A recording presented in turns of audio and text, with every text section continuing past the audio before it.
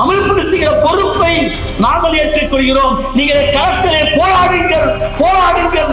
அருமை தோழர் நம்முடைய மதிப்புக்குரிய மாநில செயலாளர் சொன்னார், நாங்கள் திராவிட முன்னேற்ற கழகத்தின் சமூகத்திற்காக போராடுவோம், நிற்போம். அதே சமயத்திலே வர்க்க சமரசமின்றி எங்கெல்லாம் ஒடுக்கவை உண்டோ அங்கே போராட சொல்றாரு. அதுதான் நீங்களும் நானும்.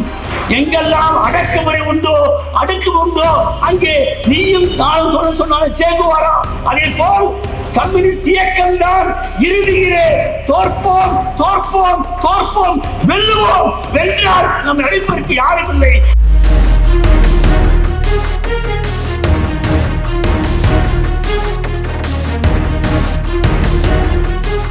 அந்த படையை இன்றைக்கு உருவாக்கிற கூட்டமாக இது அமைந்திருக்கிறது.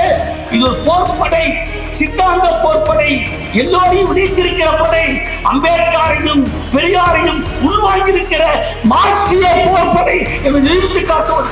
நம்முடைய தோழர்கள் 6 பேர் பாதிக்கப்பட்டவர்களே இங்கே மாநாட்டில் வந்திருக்கிறார்கள். இந்த படை தமிழ்நாட்டிற்கு அத்தனை வரையும் இணைத்திருக்கிற படை. ஆகவேதான் எல்லோரையும் சேர்த்திருக்கிறார்கள்.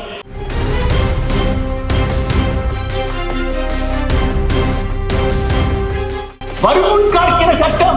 ஆனால் இந்த சட்டத்தை இன்றைக்கு ஆன்மாவோடு அமல்படுத்த வேண்டிய காவல்துறை அது ஒடுக்குமுறை கருவியாக இருக்கிற காரணத்தினால் அது காலையில போட்டு விதிக்கப்படுகிறது. 1925 கம்யூனிஸ்ட் இயக்கம் கான்பூரிலே உருவானது. 100 ஆண்டுகளை தொட்டிருக்கிறது.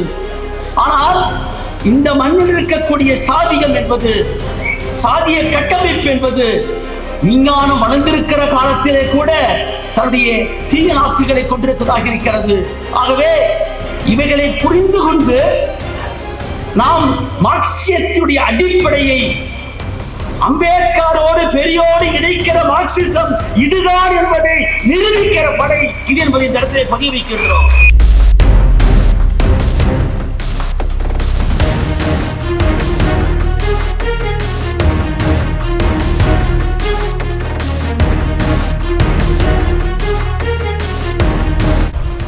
அம்பேத்கர் சொன்னார், இந்திய மக்களுக்கு எதிரி 2 பேர், ஒன்று முதலாளித்துவம், இன்னொன்று பார்ப்பனியம் என்று அறுதியிட்டு சொன்னார். சிங்காரவேலர் இந்தியோடு சேர்த்து சொன்னார், இந்திய மக்களுக்கு எதிரி சாதி பேதம், மத பேதம், வர்க்க பேதம் என்பதை அழித்து சொன்ன பெருமை கம்யூனிஸ்டான சிங்காரவேலருக்கு உண்டு.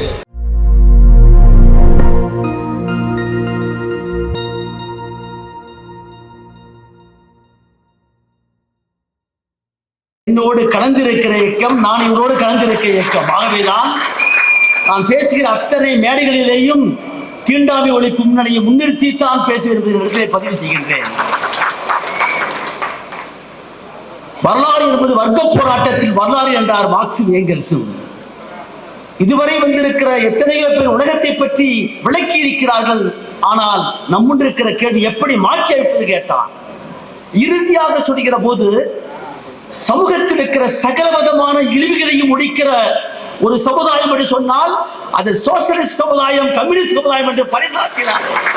அதை இந்த மண்ணுக்கேற்ப பார்க்கிற பார்வையை நாம் இன்றைக்கு தொடங்கிவிட்டோம். 1925 கம்யூனிஸ்ட் இயக்கம் கான்பூரிலே உருவானது. 100 ஆண்டுகளை தொட்டிருக்கிறது. ஆனால் இந்த மண்ணில் இருக்கக்கூடிய சாதியம் என்பது, சாதிய கட்டமைப்பு என்பது விஞ்ஞானம் வளர்ந்திருக்கிற காலத்திலே கூட தன்னுடைய தீய நாக்குகளை கொண்டிருப்பதாக இருக்கிறது. ஆகவே இவைகளை புரிந்து கொண்டு நாம் மார்க்சியத்துடைய அடிப்படையை அம்பேத்கரோடு பெரியோடு இணைக்கிற மார்க்சிசம் இதுதான் என்பதை நிரூபிக்கிற படை இது என்பதை இந்த இடத்திலே பதிவு வைக்கின்றோம். சிங்காரவேலர் சொன்னார், அம்பேத்கர் சொன்னார், இந்திய மக்களுக்கு எதிரி 2 பேர், ஒன்று முதலாளித்துவம், இன்னொன்று பார்ப்பனியம் என்று அறுதியிட்டு சொன்னார். சிங்காரவேலர் இறுதியோடு சேர்த்து சொன்னார், இந்திய மக்களுக்கு எதிரி சாதி பேதம், மத பேதம், வர்க்க பேதம் என்பதை அழித்து சொன்ன பெருமை கம்யூனிஸ்டான சிங்காரவேலருக்கு உண்டு. அதை இந்த மண்ணிலே எப்படி உருவாக்குவது? இந்தியாவுடைய நாடு அல்ல. அம்பேத்கர் கான்ஸ்டிடியூஷனை பேசுகிற போது India is not a nation, you should become a nation என்று சொன்னார். சாதியால், மதத்தால், பொருளாதாரத்தால் பிளவுட்டு கிடக்கிற நாட்டை ஒரு மனிதன் ஒரு ஓட்டு என்பதை வார்த்தி ஒரு மனிதன் ஒரு மதிப்பாக மாற்றக்கூடிய படை இந்த படைதான் என்பதை நிரூபித்து காட்டியிருக்கிறார்கள் அல்பர்ட் அவர்கள்.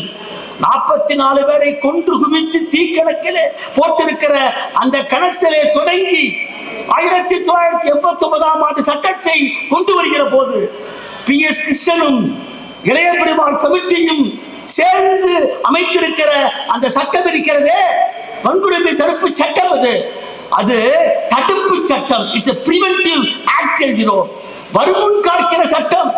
ஆனால் இந்த சட்டத்தை இன்றைக்கு ஆன்மாவோடு அமல்படுத்த வேண்டிய காவல்துறை அது ஒடுக்குமுறை கருவியாக இருக்கிற காரணத்தினால் அது காலையில போட்டு விதிக்கப்படுகிறது. எனக்கு முன்னாலே பேசிய தோழர்கள் சொன்னார்கள், வழக்கை எல்லாம் நான் குறித்து வைத்திருக்கிறேன். ஒரு வழக்கு தொடுத்தால் ஒரு பழங்குடியோ அல்லது தலித்தோ ஒரு புகார் கொடுத்தோம்னு சொன்னால் வாய்மொழியாக சொன்னால் கூட அதை வாங்கி எழுதி படித்து காண்பித்து பிறகு கையெழுத்து பெற வேண்டும். ஆனால் தமிழ்நாட்டில் எங்காவது ஒரு இடத்திலாவது உண்டா? அப்படி செய்ய மறுத்தால் அந்த பொறுப்பு அதிகாரியை 6 மாதத்திலிருந்து ஓராண்டு தண்டிக்க முடியும் தோழர்களே. ஆகவே 6 மாத காலமாய் கூட இல்லை. ஏன் தமிழ்நாட்டிலே நம்முடைய தோழர்கள் அப்படி எந்த ஒரு காவல் நிலையத்திலே புகார் அளித்தால் வாங்கி பதிய மறுத்தால் 5வது பிரிவின் கீழ் மாவட்ட கண்காணிப்பு அனுப்பிவிட்டு நீதிமன்றத்தின் முன்னாலே நிறுத்த வேண்டும்.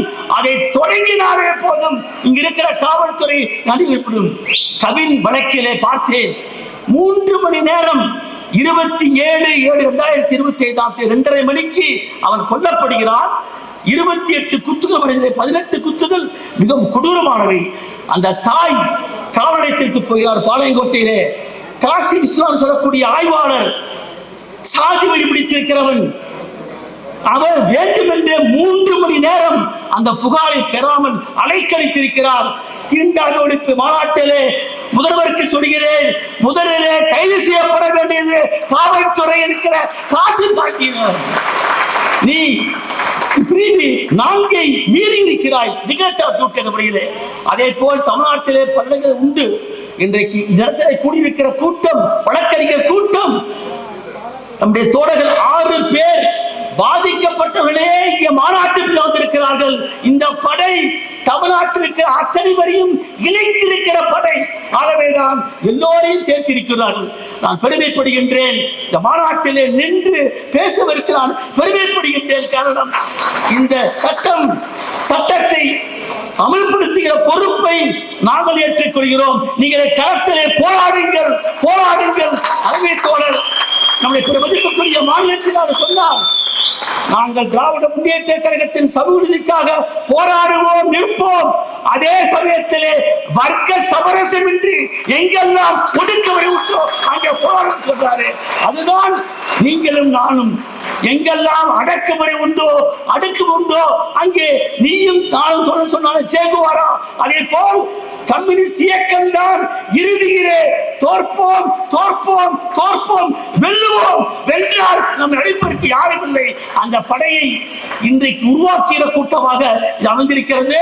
இது ஒரு போர்ப்படை, சித்தாந்த போர்ப்படை, எல்லோரையும் இணைத்திருக்கிற படை, அம்பேத்கரையும் பெரியாரையும் உள்வாங்கியிருக்கிற மார்க்சிய போர்ப்படை என்று நிரூபித்து காட்ட அத்தனை பேருக்கும் வாழ்த்துக்கள். வணக்கம்.